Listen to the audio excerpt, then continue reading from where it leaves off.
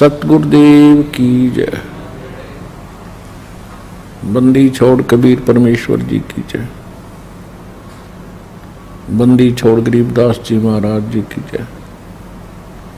स्वामी राम देवानंद जी गुरु महाराज जी की जय हो।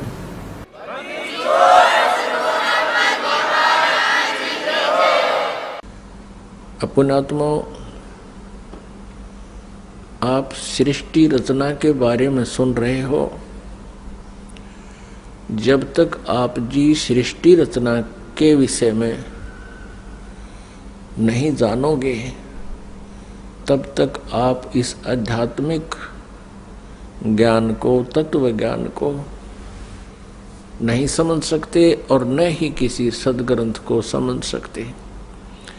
ये जो सृष्टि रचना है, ये समझो कि ये मास्टर की है। सभी सदग्रंथों को समझने की, उनके खजाने को देखने की ये मास्टर की है, यानी मुख्य चाबी है। इसलिए आप जी को बार बार सृष्टि रचना का ज्ञान अत्यधिक कराया जाता है। अब सृष्टि रचना में आपने परमेश्वर कबीर देव जी द्वारा रची हुई अपनी सृष्टि का ज्ञान उन्हीं के द्वारा बताया हुआ इस दास के मुखारविंद से सुना। वो अभी तक आप जी को वर्बली सुनाया है, मौखिक सुनाया है। अब उस सृष्टि रचना के विषय में हमारे सदग्रंथ क्या बताते हैं। पुण्यात्माओं, जिस प्रकार विद्यार्थी विद्यालय में जाते हैं, उनका एक सिलेबस पाठ्यक्रम उनका निहित होता है। सिलेबस एक विशेष होता है और जो टीचर सिलेबस के आधार से बच्चों को शिक्षा देते हैं, पढ़ाते हैं, वो टीचर सही हैं। और जो टीचर सिलेबस से बाहर का ज्ञान कराते हैं, वो टीचर ठीक नहीं। वो अध्यापक बच्चों के हितैषी नहीं है, उनके जीवन के नाशक हैं। तो पुण्यात्माओं, जो सदग्रंथों के विपरीत ज्ञान, शास्त्र विरुद्ध ज्ञान जो संत बता रहे हैं और शास्त्र विधि त्याग कर मनमाना आचरण कर और करवा रहे हैं, शास्त्र विधि त्याग कर मनमानी पूजाएं कर रहे हैं, वो न तो स्वयं कोई लाभ प्राप्त कर रहे हैं मनुष्य जीवन का और न ही उनके अनुयायी।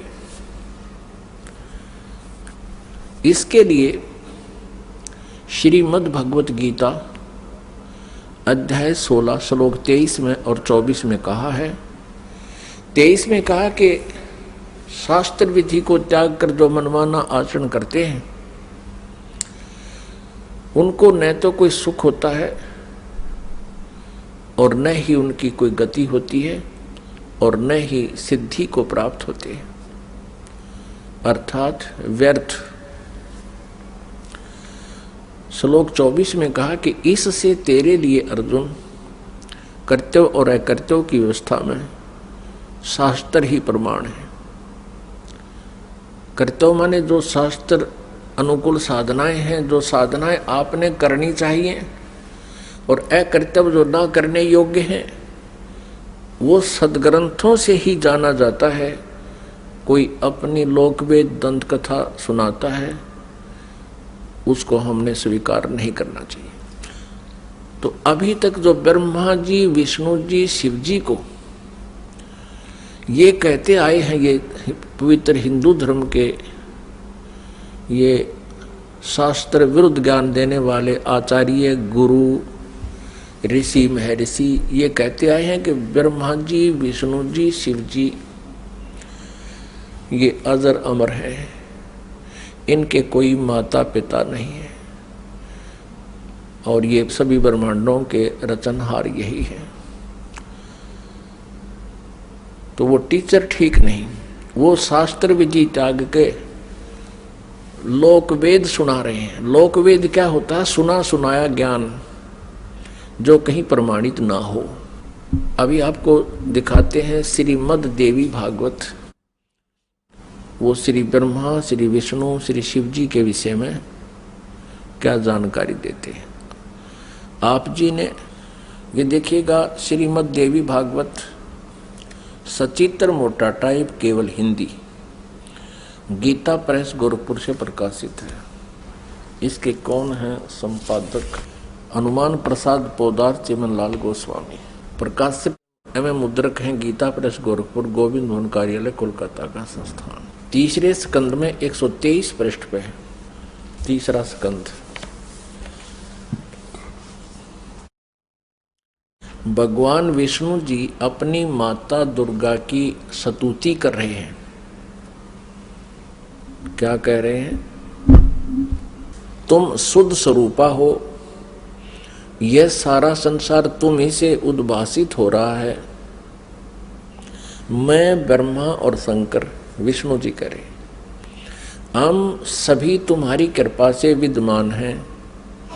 हमारा आविर्भाव माने जन्म, तिरोभाव माने मृत्यु। हमारा आविर्भाव और तिरोभाव हुआ करता है।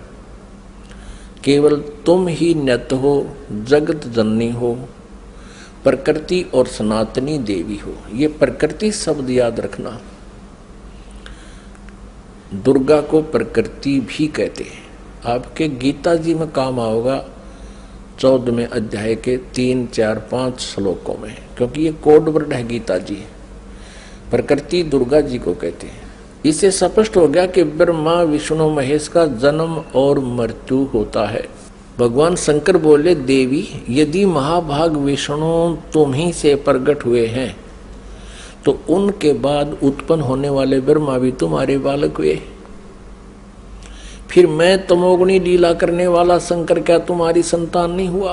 अर्थात मुझे भी उत्पन्न करने वाली तुम ही हो। शिवे, संपूर्ण संसार की सृष्टि करने में तुम बड़ी चतुर हो। इस संसार की सृष्टि, स्थिति और संहार में तुम्हारे गुण सदा समर्थ हैं। उन्हीं तीनों गुणों से उत्पन्न हम, रजगुण ब्रह्मा जी, सतगुण विष्णु, तमगुण शंकर, उन्हीं तीनों गुणों से उत्पन्न हम ब्रह्मा, विष्णु एवं शंकर नियमानुसार कार्य में तत्पर रहते हैं। पुण्यात्मा, इस पवित्र देवी पुराण ने इन चंद पंक्तियों में स्पष्ट कर दिया कि श्री ब्रह्मा विष्णु महेश ये नासवान है, इनकी जन्म और मृत्यु होती है। दुर्गा इनकी माता है और रजगुण ब्रह्मा जी, सतगुण विष्णु, तमगुण शिव जी है।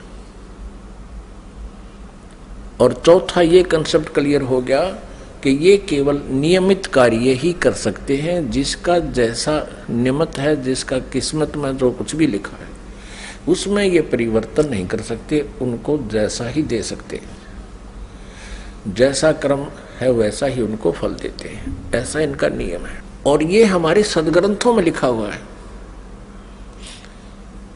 अब आप जी को डिटेल से दिखाते हैं। इसी श्रीमद् देवी भागवत को ही पुनः दिखाते हैं पूरी डिटेल से। ये देखिएगा, ये वही श्रीमद् देवी भागवत है, गीता प्रेस गोरखपुर से प्रकाशित है। ये है श्रीमद् देवी भागवत, तीसरा स्कंद यहां प्रारंभ होता है। पृष्ठ 113 है, पृष्ठ 113 है।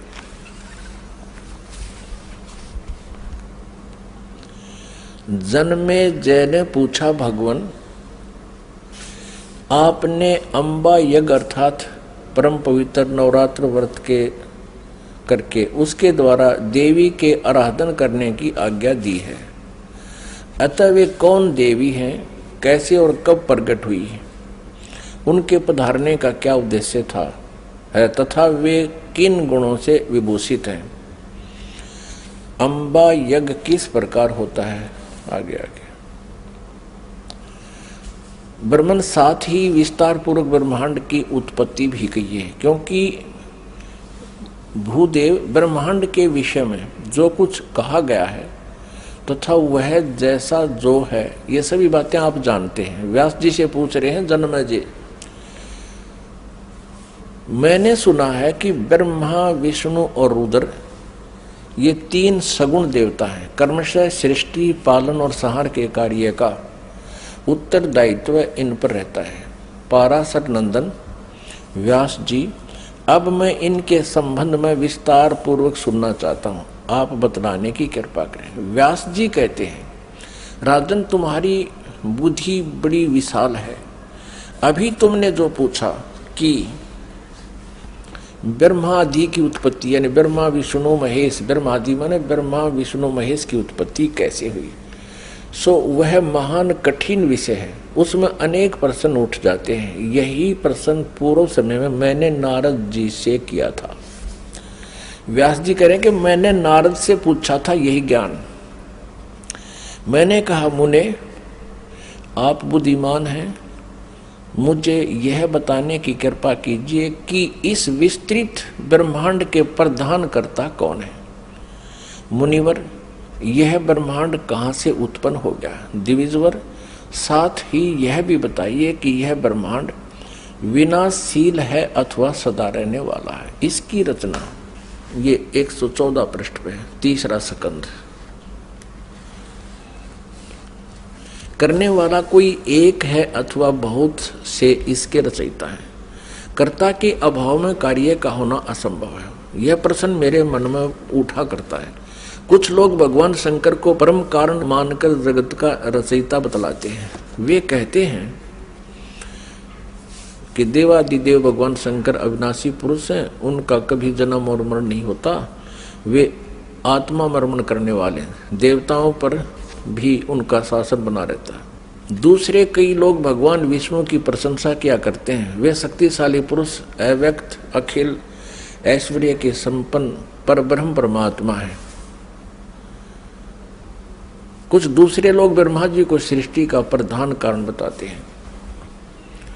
कितने ही आचार्य भवानी को संपूर्ण मनोरथ पूर्ण करने वाली बतलाते हैं। वे आदिमाया महाशक्ति एवं परम पुरुष के साथ रहकर कार्य संपादन करने वाली प्रकृति है। ब्रह्म के साथ उनका अभेद संबंध है। ब्रह्म ये काल है, क्षर पुरुष, और अभेद संबंध यानी पति पत्नी का संबंध है। वे सृष्टि, सतिथि और संहार कार्य में संलग्न रहती हैं। संपूर्ण प्राणियों एवं देवताओं की भी वे जननी है, उनका कभी जन्म मरण नहीं होता। वैष्णवी, सांभवी, ब्राह्मी, वासवी, वारुणी, वाराही, नारसिंही और तथा अद्भुत महालक्ष्मी नाम से विख्यात है। 115 पृष्ठ पे। कितने श्रेष्ठ मुनि कहते हैं कि जो निरंजन, निराकार, निर्लेप, निर्गुण, अरूप एवं व्यापक ब्रह्म है, उन्हीं से जगत की सृष्टि हुई है। कहीं कहीं वेद और उपनिषद में भी वे ही ब्रह्म तेजो में बतलाए गए हैं और प्रधान पुरुष हैं। हजारों मस्तकों, आंखों, कानों, हाथों, मुखों, चरणों से वे संपन्न आकाश भी ये आगे देखो। अब व्यास जी पूछ रहे थे नारद जी तक, मैंने ऐसा सुना है कोई कुछ बता रहा है, कोई कुछ बता रहा है, कोई शंकर को रचयिता, कोई विष्णु जी को रचयिता बताते हैं। अब नारद जी कहते हैं, व्यास जी, प्राचीन समय की बात है, यही संदेह मेरे हृदय में भी उत्पन्न हो गया था।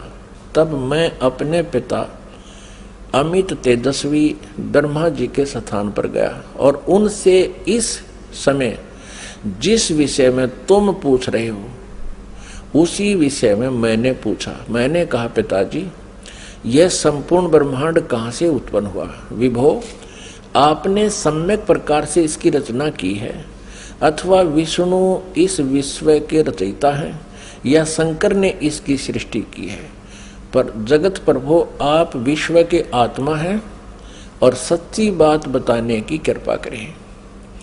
किन देवताओं की पूजा करनी चाहिए तथा कौन देवता सबसे बड़े एवं समर्थ है। निष्पाप ब्रह्मा जी, इन सभी प्रश्नों का समाधान करके मेरे हृदय के संदेह को दूर करने की कृपा कीजिए। सत्यवती नंदन व्यास जी, इस प्रकार मेरे प्रसन्न करने पर लोक पितामह ब्रह्मा जी मुझसे कहने लगे। ब्रह्मा जी ने कहा, बेटा मैं इस प्रश्न का क्या उत्तर दूं? यह प्रश्न बड़ा ही जटिल है। महाभाग, तुम भगवान विष्णु से इसका समुचित समाधान पा सकते हो। ये तीनों देवता, इनको ज्ञान तो है नहीं, इसलिए ये अपने से दूसरे की तरफ धका दिया करें। चलो वहाँ उससे पूछ लो। फिर भी विष्णु जी की तरफ संकेत करते हैं, फिर भी अपना ज्ञान वो बता रहे हैं। ब्रह्मा जी कह रहे हैं, महामते, इस संसार में कोई भी रागी पुरुष ऐसा नहीं है जिसे यह रहस्य विदित हो। जो त्यागी, अहंकार रहित एवं ईर्षा शून्य है, वही इसके रहस्य को जान सकता है। पूर्व काल में, अब सृष्टि की रचना बता रहे हैं ब्रह्मा जी। पूर्व काल में सर्वत्र जल ही जल था। स्थावर जंगम जितने प्राणी हैं उनमें कोई भी नहीं थे। तब कमल से मेरी उत्पत्ति हुई। उस समय मुझे सूर्य, चंद्र, वृक्ष तथा पर्वत कोई भी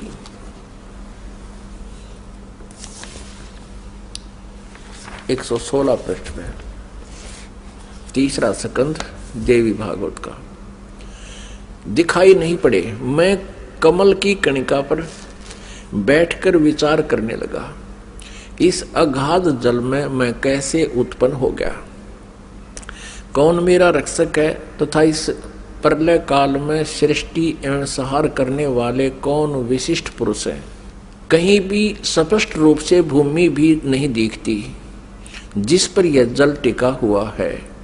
यह कमल कैसे उत्पन्न हुआ, यों विचार करके मैं जल में उतरा। ब्रह्मा जी कह रहे हैं, 1000 वर्ष तक पृथ्वी का अन्वेषण करता रहा, यानी खोज करता रहा। इस पर भी मुझे उस जल का कहीं और छोर नहीं मिला। इतने में आकाशवाणी हुई, तप करो तप करो। तब मैंने तपस्या आरंभ कर दी। कमल पर बैठे ही 1000 वर्ष तक मैं तप करता रहा। फिर उसी समय सृष्टि करो, ऐसी आकाशवाणी सुनाई पड़ी। उसे सुनकर मैं बड़े आश्चर्य में पड़ गया। सोचा कि किसकी सृष्टि करूं अथवा मेरा क्या कर्तव्य है। उसी समय मधु और कैटब नाम के 2 भयंकर दानव राक्षस सामने आ गए। वे उस महावर्ण में मुझसे युद्ध करने की इच्छा प्रकट करने लगे। मैं उनसे भयभीत हो उठा। तब कमल का डंठल पकड़कर जल में उतरा। वहां मुझे एक परम अद्भुत पुरुष के दर्शन मिले।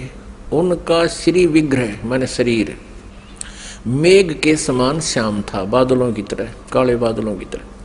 वे पीतांबर पहने थे, 4 भुजाएं थी, शेष नाग की सैया पर सोए थे। उन जगत प्रभु के गले को वनमाला सुशोभित कर रही थी। शंख, चक्र, गदा और पद्म, इन 4 आयुधों से अनुपम शोभा पा रहे थे। ऐसे शेष शाही भगवान विष्णु का मुझे दर्शन हुआ। वे योग निंद्रा के वशीभूत होकर गाढ़ी नींद में सोए हुए थे। उनकी सारी चेष्टाएं शांत थी। नारद जी शेष नाग की सैया पर सोए हुए उन प्रभु को देखकर मेरा मन चिंतित हो उठा। इतने में भगवती योग निंद्रा याद आ गई। मैंने उनका सत्वन किया। तब वे कल्याणमयी भगवती श्री विष्णु जी के विग्रह से निकलकर, विग्रह माने शरीर से, श्री विष्णु जी के शरीर से निकलकर अत्यंत रूप धारण करके आकाश में विराजमान हो गई। दिव्य आभूषण उनकी छवि बढ़ा रहे थे। जब योग निंद्रा भगवान विष्णु के शरीर से अलग होकर आकाश में विराजने लगी, तब तुरंत ही श्री हरि उठ बैठे। अपने आत्माओं, जैसा आज आपको सृष्टि रचना में पहले बताया था, वर्बली दास ने बताया था, जो परमात्मा ने हमें बता रखा था, कबीर साहब ने ये कहा था कि दुर्गा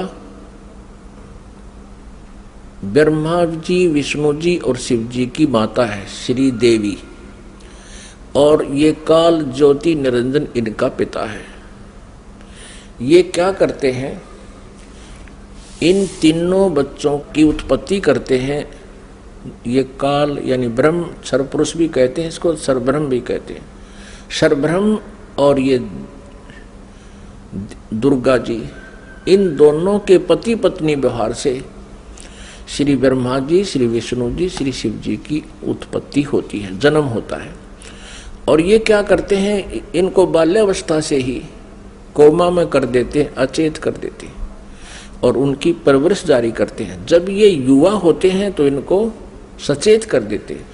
अब ये दुर्गा अन्य रूप धारण करके प्रेतवत, प्रेतनी की तरह विष्णु जी के शरीर में प्रवेश करके इनको बेहोश किए हुए थी।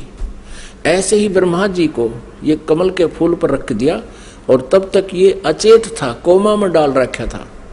ये खुद कहता मुझे पता नहीं मैं कमल के फूल पर कहां से उत्पन्न हो गया, मेरा कौन जनक है। अब नीचे उतरा तो देखा विष्णु जी बेहोश पड़े थे वो, और उसमें से जब वो दुर्गा निकल गई, बाहर आई तो वो सचेत हो गए। अब इस प्रकार इन सभी को इस काल भगवान ने अपने सुनियोजित षड्यंत्र के तहत भ्रमित कर रखा, किसी को यथार्थ ज्ञान नहीं बता रखा। अब यहां आप आगे देखिएगा,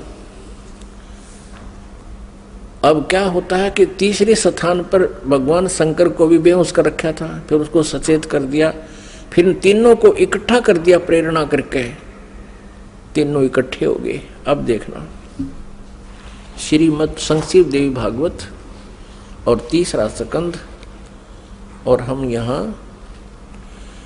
यहाँ पढ़ रहे थे। तब वे कल्याणमयी भगवती श्री विष्णु के विग्रह से निकलकर अत्यंत रूप धारण करके आकाश में विराजमान हो गई।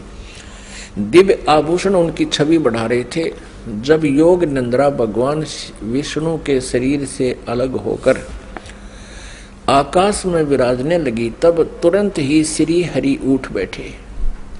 उन्होंने मधु और कैटब के साथ 5000 वर्ष तक बड़ी घमासान लड़ाई की।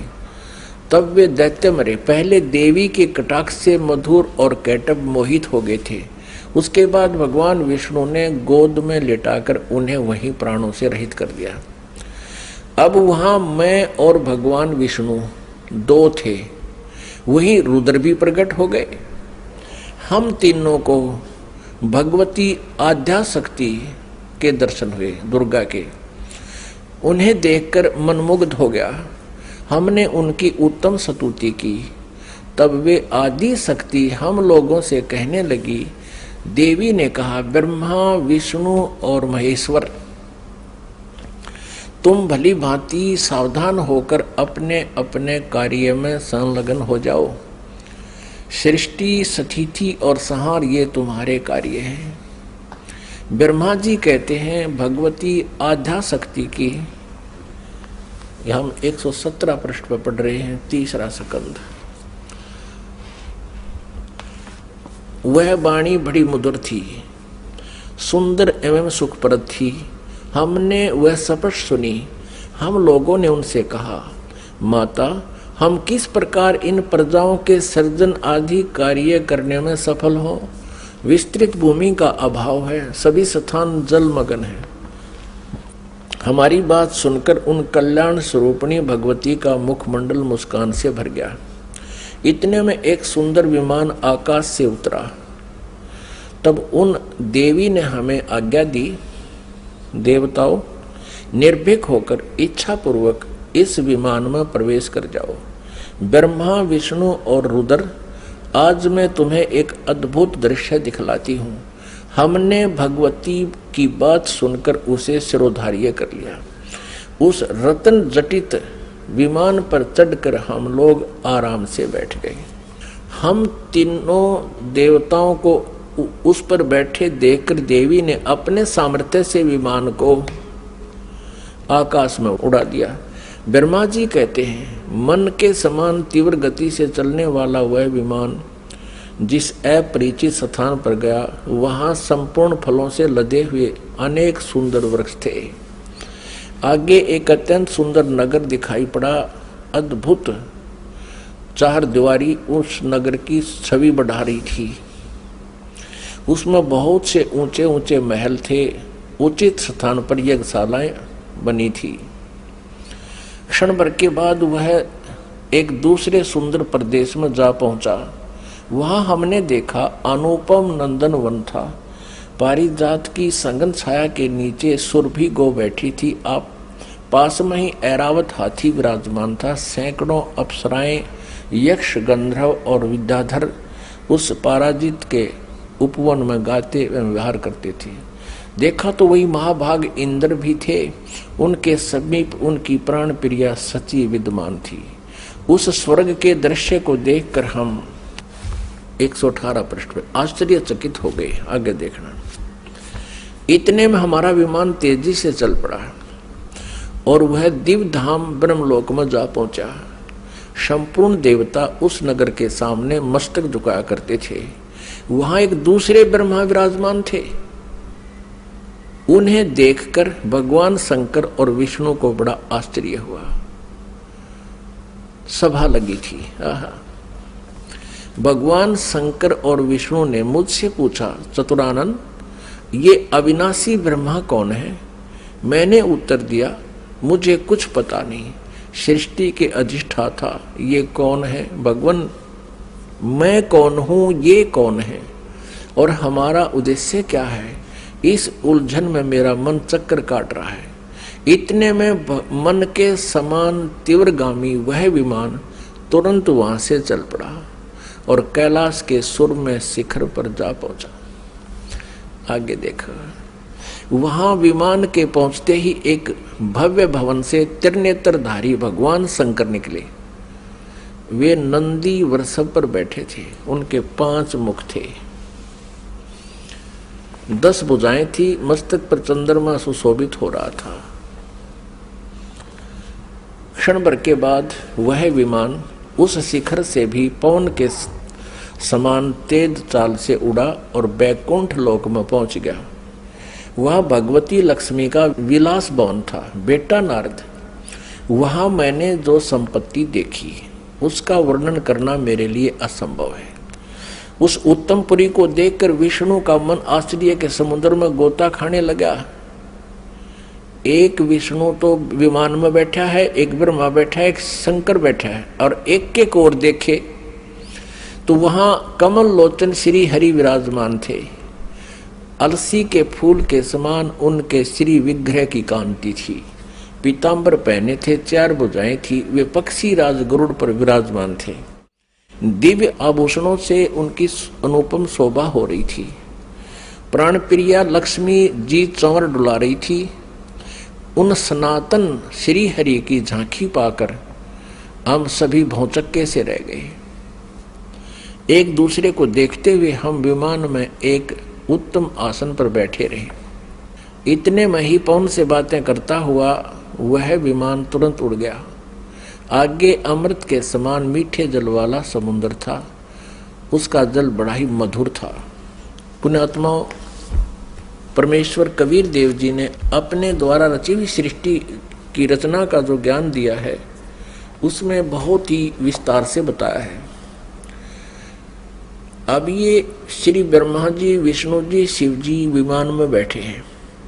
दुर्गा ने इनको आकाश में उड़ा दिया विमान को। ये जहां पहुंचे वहां ब्रह्मा जी विराजमान थे और एक ब्रह्मा जी बैठा विमान में और एक सामने बैठा वहां उस ब्रह्मा के लोक में।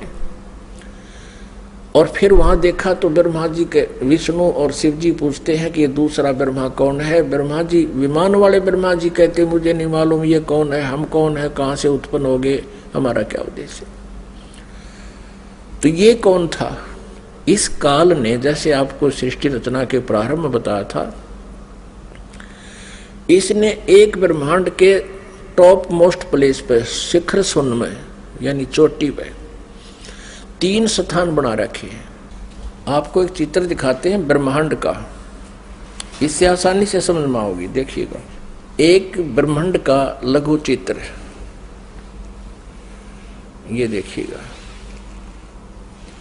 ये एक अंडे जैसी शेप है, इसकी अंडे जैसा आकार है। इसको एलिपिकल इसका जो है ना शेप है, आकार है।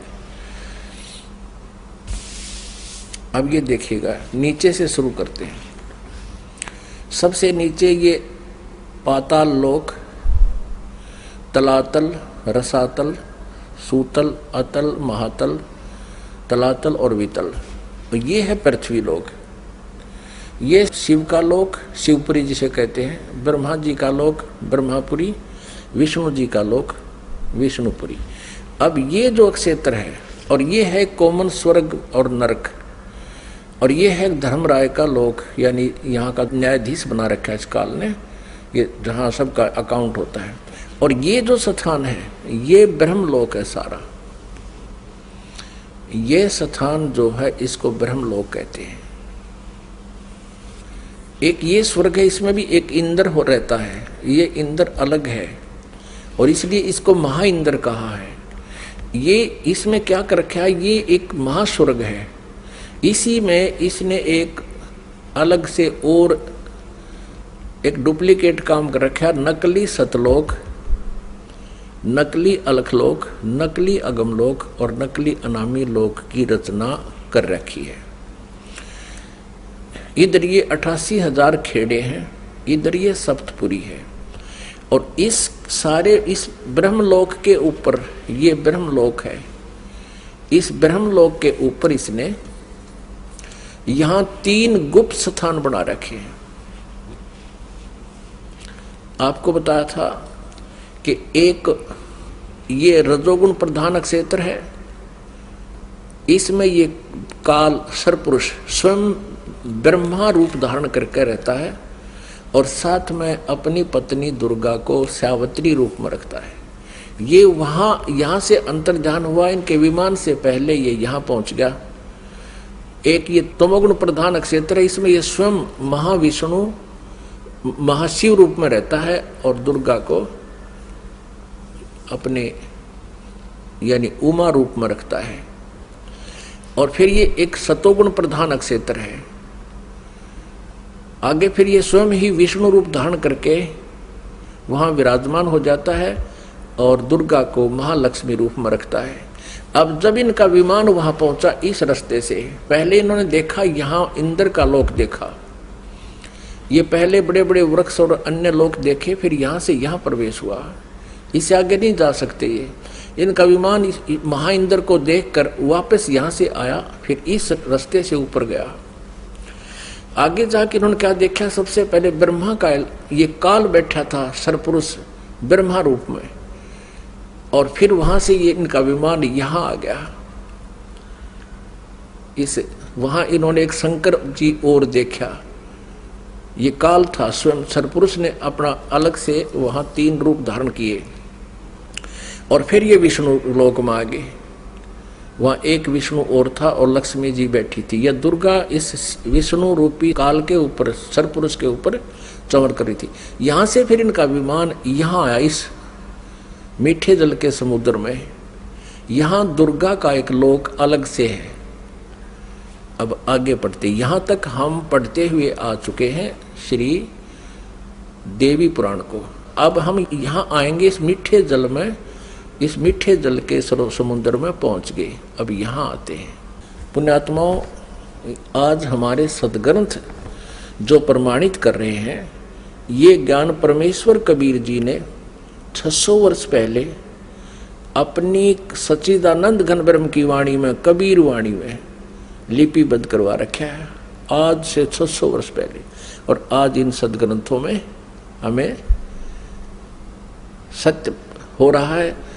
तो इससे सिद्ध है कि पूर्ण परमात्मा कबीर जी हैं, जिन्होंने पहले ही ये ज्ञान हमें दे रखा था और हमारे सदग्रंथों विद्यमान है।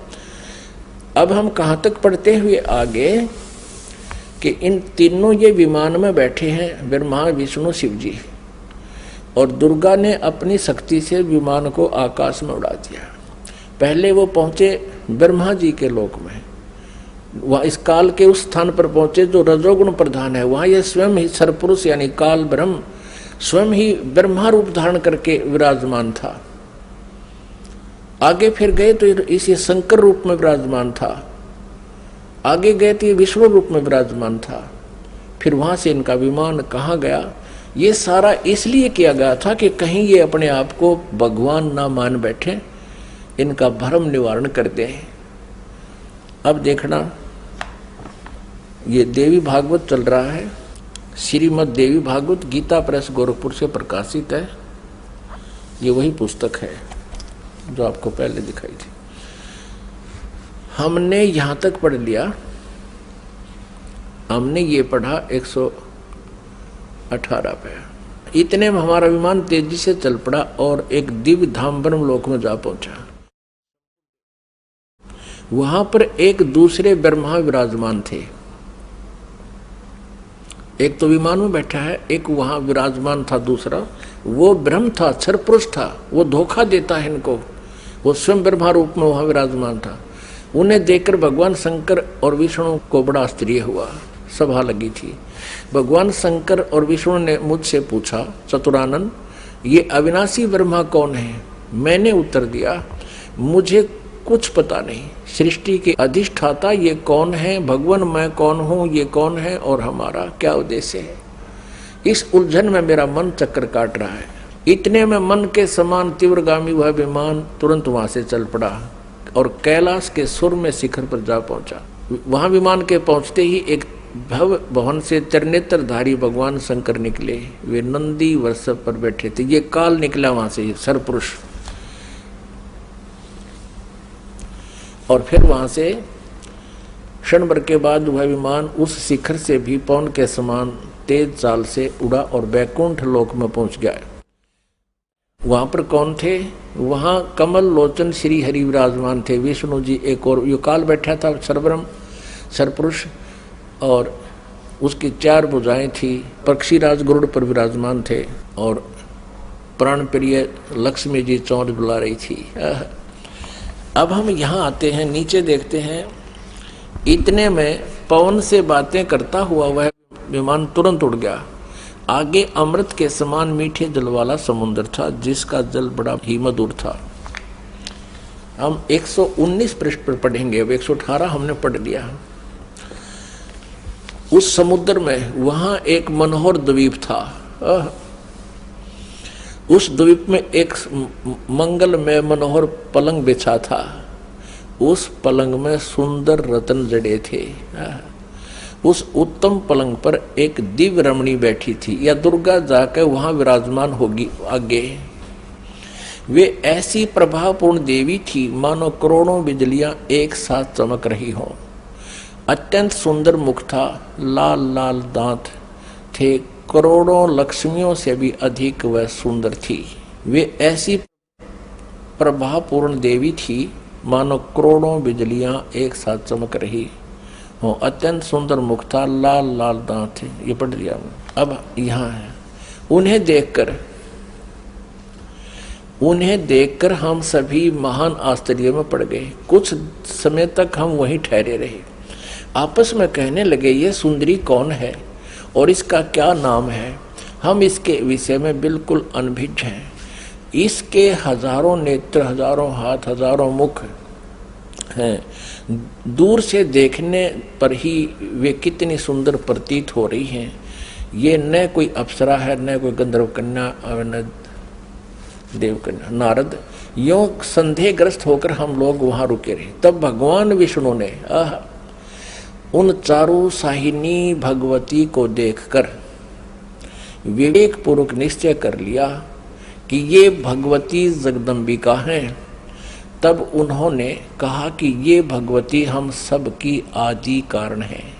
महाविद्या और मां माया इनके नाम हैं। ये पूर्ण प्रकृति है। अपने आत्माओं, विष्णु जी कह रहे हैं, क्योंकि विष्णु जी की बुद्धि खोल दी काल ने। अब हम 120 पृष्ठ पर पढ़ेंगे। संक्षिप्त देवी भागवत, गीता प्रेस गोरखपुर से प्रकाशित है। ये वे ही दिवांगना है। विष्णु जी बता रहे हैं अपना पिछले, इसकी थोड़ी सी बैकग्राउंड दिखा दी विष्णु को, इस काल भगवान ने और दुर्गा ने। ये वे ही दिवांगना है जिनके प्रलय वर्ण में मुझे दर्शन हुए थे। उस समय मैं बालक रूप में था।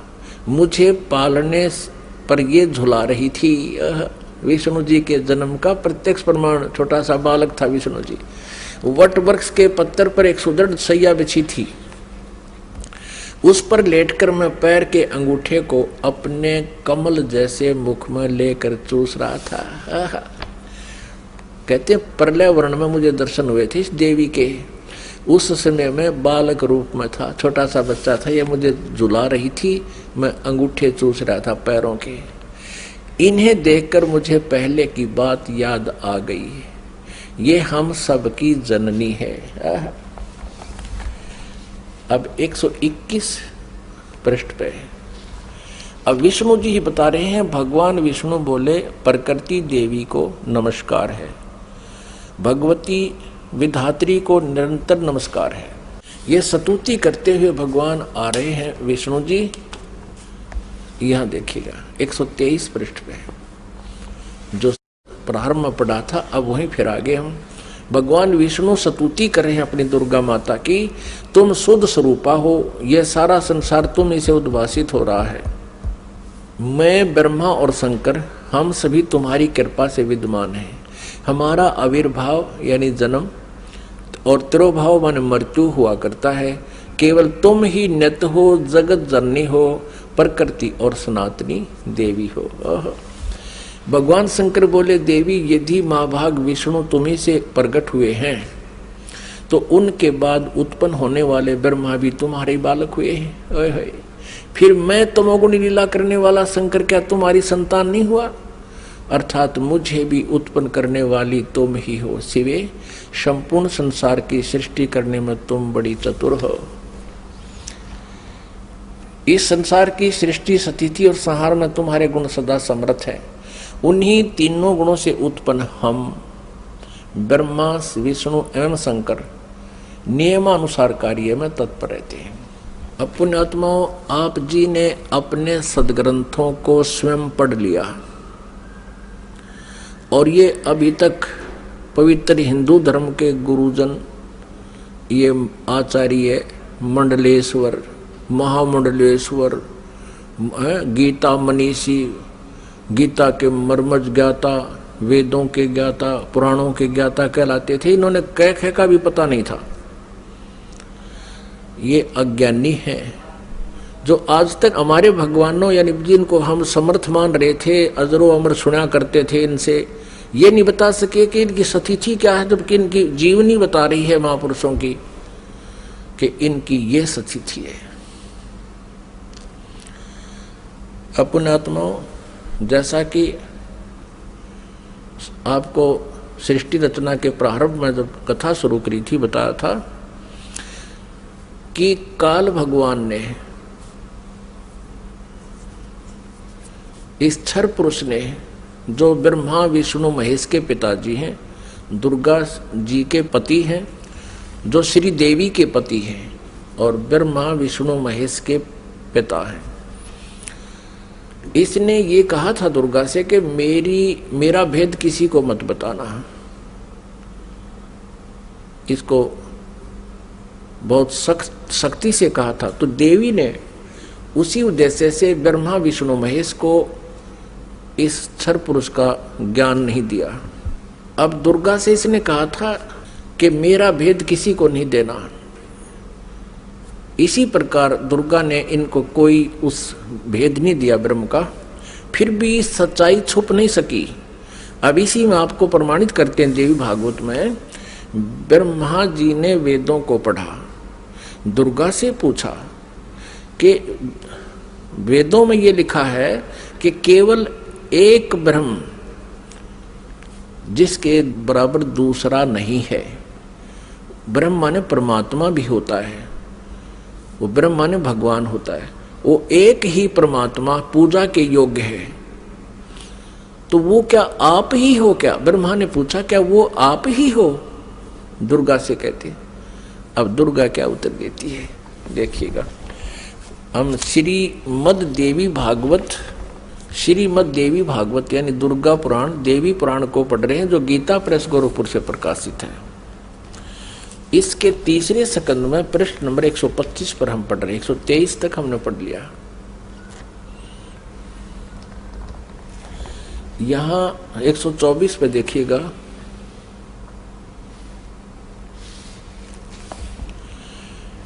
ब्रह्मा जी कहते हैं अद्भुत तेजस्वी भगवान शंकर के यूं स्तुति करने पर भगवती जगदम्बिका ने अपने बात बताई।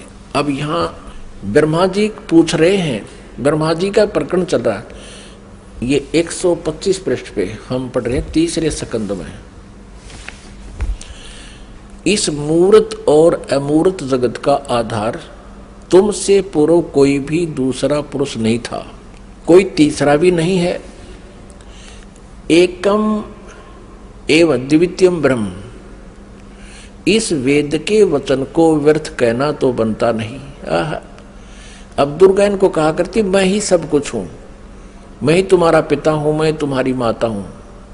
तो अब ब्रह्मा जी ने वेदों को पढ़ा तो इसने कहा कि वेद के वचन को हम झूठा भी नहीं कह सकते, और इधर अनुभव दूसरी बात कहता है।